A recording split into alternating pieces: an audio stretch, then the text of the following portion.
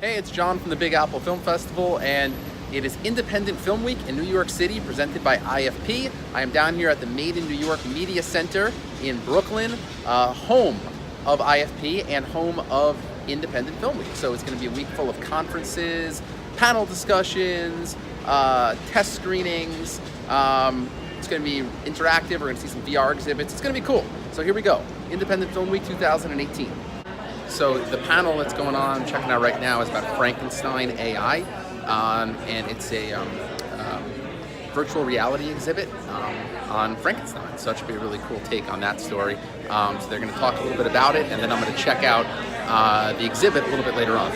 The creation of portable computing in the form of smartphones has suddenly meant that like all of these systems that I before had to like police you to do or had to witness you do, I can now have happen automatically or track you automatically. And now I can build structures that are insane, which means we start thinking about structures, right? Game design's been around forever. Game design as a practice has been around forever. People have been doing it since like probably before written history, but game design theory started with computer games. Because suddenly we had like enough systems that we could start inventing them, and what we're in right now, to Sarah's point, is like the creation of rhetoric around interaction design. Not that we're inventing all of it from scratch. It's been lying around for a very long time, and Chicago came up with this stuff, you know, like a while ago and started thinking about it in the forms that they had. What now we have are tools that enable us to do that faster, better, silently, invisibly, magically, and more powerfully. Hey, so I'm here with Rachel Ginsberg, who is the one of the creators of Frankenstein AI. So can you just tell us a little bit about the project? Sure.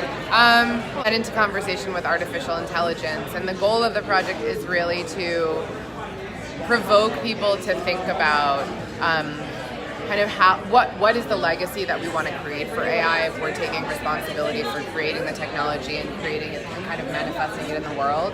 And so in thinking about what we might want to teach an AI about what it means to be human and what we decide to give it so that we can create inclusive futures with artificial intelligence by actually participating in them effectively. Very cool. Frankenstein AI. Rachel Ginsberg, thank you so much. Thank you. Okay. So now we're heading into a panel called Classic Stories for New Platforms. And it's featuring a company called The Space. They're a British company, and they take classic stories. For example, they're doing A Christmas Carol, and they do a reimagining of it, a retelling of the story. So it should be really interesting. Story, obviously, because there have been hundreds of versions of Christmas Carol, but in the way we were doing it. But we didn't really kind of fully know. We started, I think, really right on that very first production. It's been done about 4 or 5 times in London. On that very first outing, we did start the process of trying to get it, a film made of it. We were particularly keen not to do it as a piece of transmitted theatre. What we wanted to do was to transpose it completely. And I think we only had just one idea, which was find a warehouse and put it in it, and see what happens as a result of that. And during the 7 days of the shoot, which from my point of view was a little strenuous, it might be said. From everybody's point of view, it was very strenuous. But we kept on having to invent new solutions, absolutely non-stop.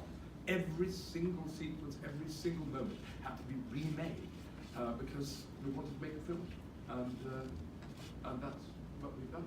All right, heading into a panel now called Distribution Now. Distributors giving advice to independent filmmakers on how and where to distribute their films. More than me, but the biggest problem with independent film today is how do people know it exists? Because we're actually in a beautiful era where you can crowdfund a movie and put it on iTunes. So films are not sitting on the shelf. So really, how do you build into this the marketing? And when it comes to, I mean, that's the biggest quandary we all face, right? Which is just like, how do you could put your movie out. Yeah. If I can just say, I think that crowdfunding is an excellent marketing tool. We find that, you know, you could crowdfund because you really need the funds to make the thing, or you could just crowdfund for a percentage of it, really just as a way to build an audience. Because the people who feel like they helped make it happen, who feel like they have personal investment in it, are your biggest So I'm about to have lunch in the Cooper Cafe at the Made in New York Media Center down here in Brooklyn for Independent Film Week. And I'm really excited because Thursday is Meet the Programmers Day, where I'll have an opportunity to meet with filmmakers that are interested in entering their films into film festivals, including the Big Apple Film Festival. So I'm going to be meeting with them.